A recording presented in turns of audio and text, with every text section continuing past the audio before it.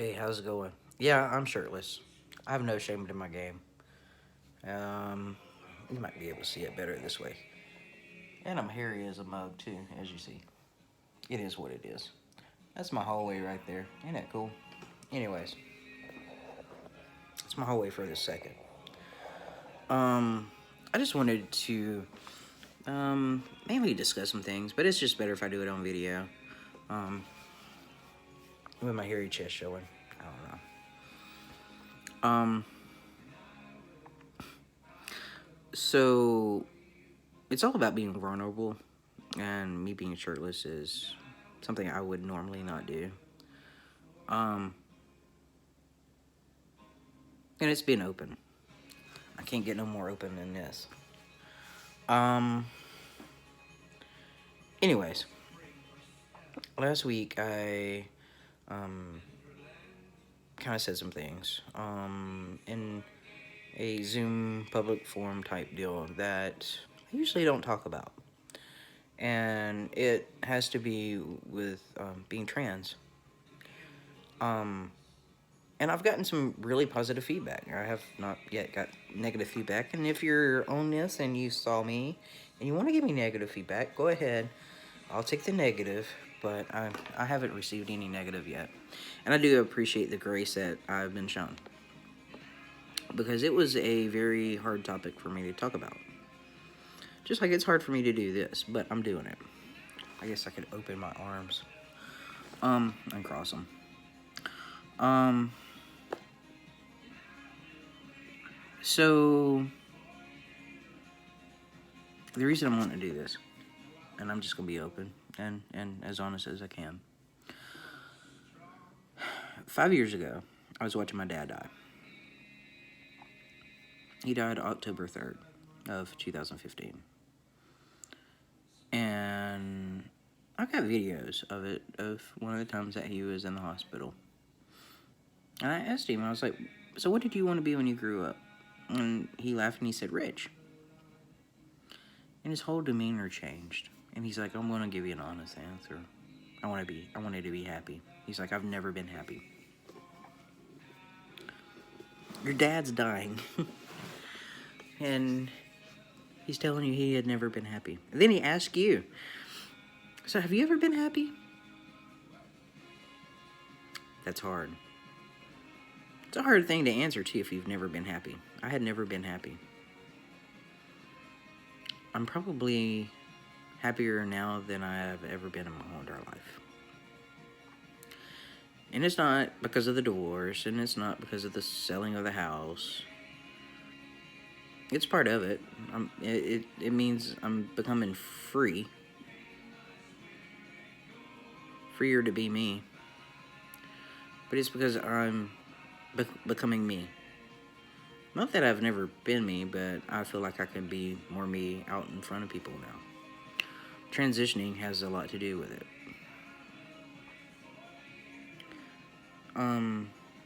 In 2017, when I had my first breakdown, it was part of it. My dad saying that he had never been happy or anything made me realize I could never be happy until I was myself. And stuff going on at the house and stuff going on at work, and it's just like I felt stuck in more ways than one. And really and truly, ending the life really sounded like a good plan to get out of it, to get unstuck, not to be there. And I got in that headset again last year for a little bit.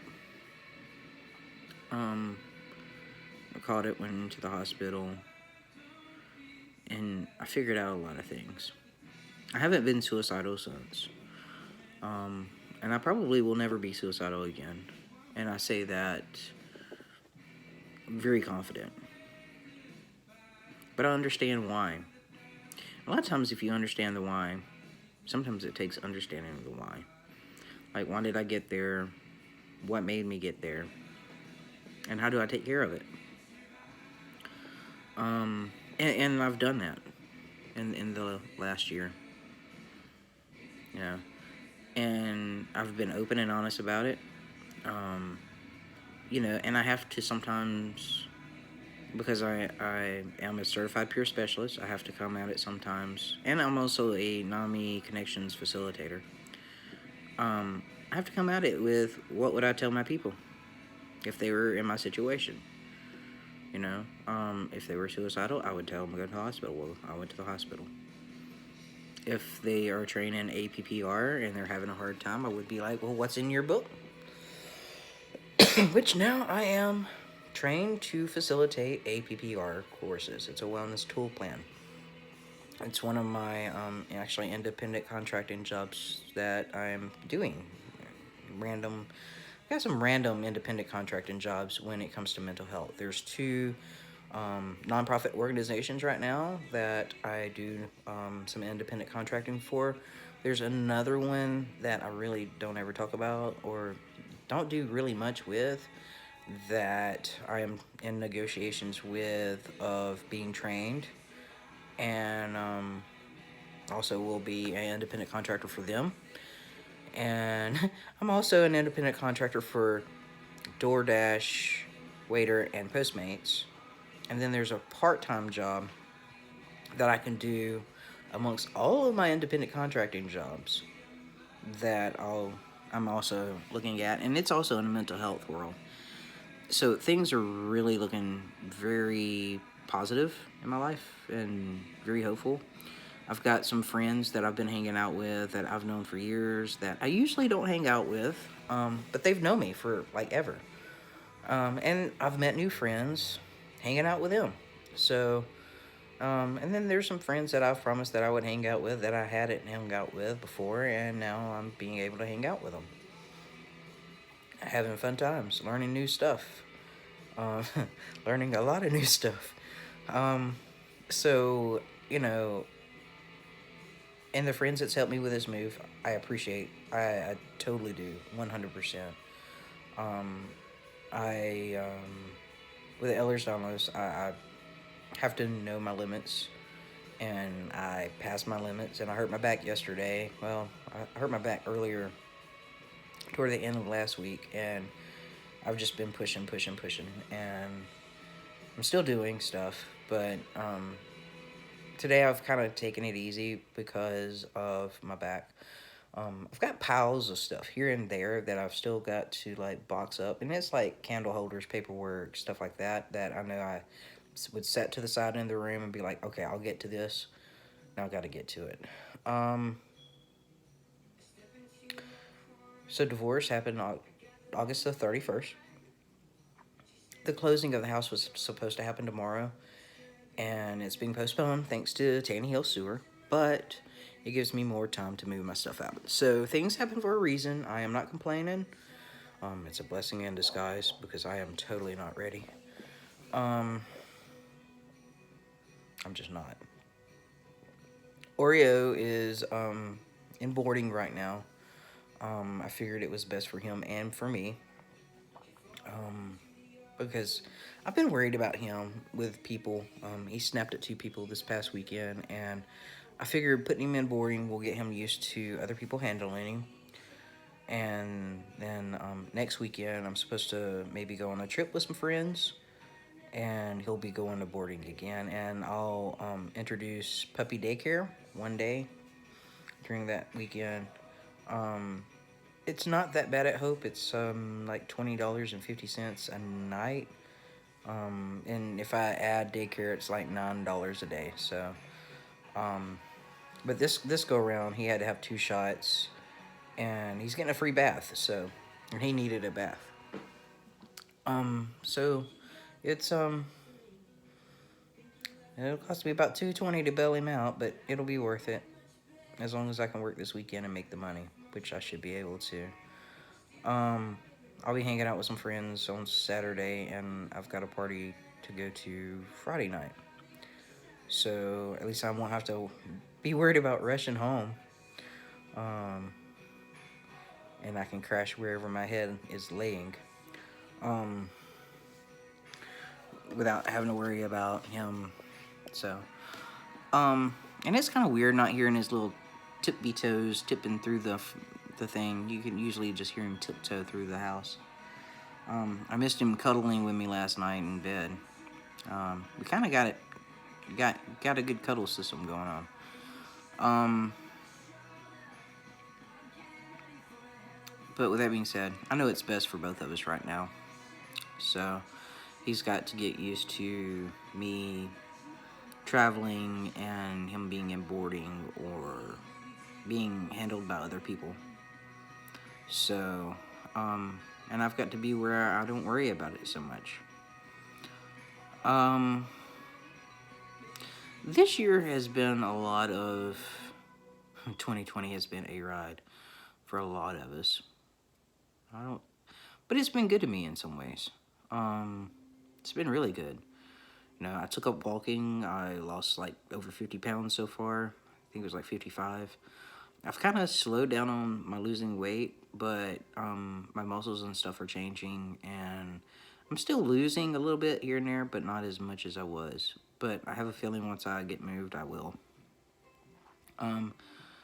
Where I'll be living is attached to Vulcan Park, and I'll get back to walking and stuff, hopefully. Especially with Oreo, I'll have to walk him. I can't just open the door and let him out. So, and I've been keeping up at least 5,000 steps a day, so I've been happy with that. There were some days before I started walking that was only like 300 or 400 steps a day. So, as long as I'm hitting around 5,000, I'm good. So, anyways. But this year has been a lot of facing my fears. And facing my past traumas. And I've been handling it pretty well. I got in a pool on September the 11th, which is like huge. Just even seeing a pool freaks me out. But I got into one. It was a private pool. It was a friend's pool. I don't know how to swim yet, but that might be a future goal. Another fear is I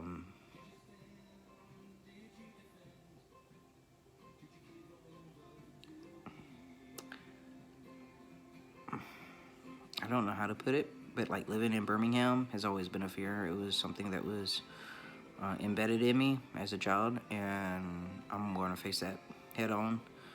And I've talked to some friends about it. It's just like, you know, when you're taught to be afraid of something, you're taught to be afraid, you know? If you're told to not put your hand on a burning eye, to be afraid of it, you're going to be afraid of it. Some people will turn it on and touch it just to see, but not me. I'm not that type of person. I guess I am now, since I'm moving to Birmingham for at least 3 months. But, and I got friends that's got mugged out there and stuff, but you know, I've got to experience some things myself.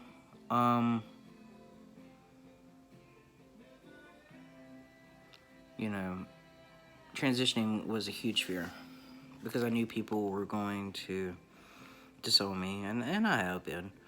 But I've gotten so many other people in my life. You know, and a lot of times blood's not as thick as water, believe it or not.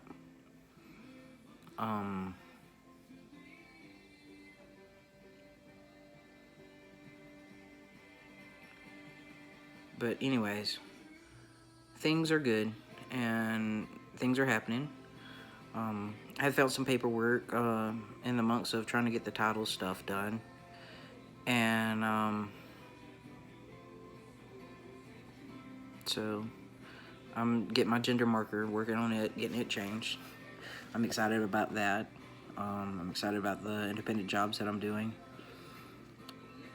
And excited about where my transition's going. So, anyways, keep your fingers crossed that some things go smoothly and I get all the stuff moved out. But anyways, I hope y'all have a good one, and y'all take it easy. I'll be doing a video soon.